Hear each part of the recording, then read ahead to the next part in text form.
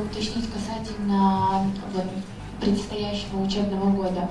Он все-таки будет в традиционном формате или также продолжится в онлайн?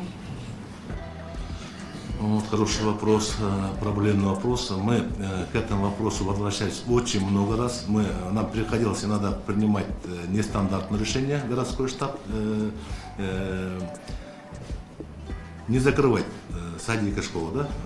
К сожалению, у нас есть требования медицинские, да, где городской штаб не имеет права принимать единоличные решения. То есть, если республиканский штаб, оттуда, если пойдут рекомендации, мы с удовольствием будем детей учить на офлайн режиме.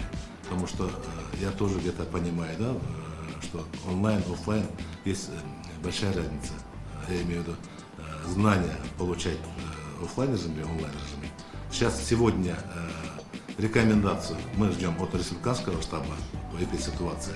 Если положительно будет, мы с удовольствием поддержим решение республики.